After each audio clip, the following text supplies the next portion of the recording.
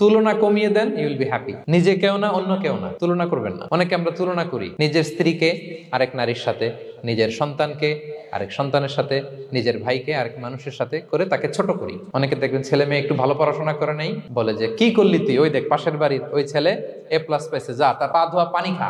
Common কথা, এটার একটা ভালো ব্র্যান্ডিং করা যেতে পারে, মানে A+ পাওয়া ছেলেদের পা ধোয়া পানি এরকম মিনারেল ওয়াটারের বোতলের মতো বিক্রি করলে ভালো ব্যবসা হবে, কি বলেন? এটা হচ্ছে আমাদের মুরব্বীরা, টিপিক্যাল মা বাবারা এটা বলেন, ভুল করেন, ওনারা বুঝেন না, ওনারা বুঝেন না। কখনো কম্পেয়ার করবেন না, এটা করে আপনার ছেলের মনোবল আপনি আগেই ভেঙে দিচ্ছেন। আপনি দায়ী আপনার ছেলে কিছু না পারার কারণে। আপনি সাহস দেন নিজে, পাশে থাকেন নিজে। A+ যারা পাইছে ওর পা ধোয়া পানি খেতে বলছেন যে, এই জন্য ওকে, ওই ছেলেকে আল্লাহ A+ পাওয়ার জন্য বানাইছে, আল্লাহ ওকে ওই মেধা দিচ্ছে, কিন্তু আপনার ছেলেরা আবার আল্লাহ তাআলা অন্যদিকে মেধা বাড়াই দিচ্ছে।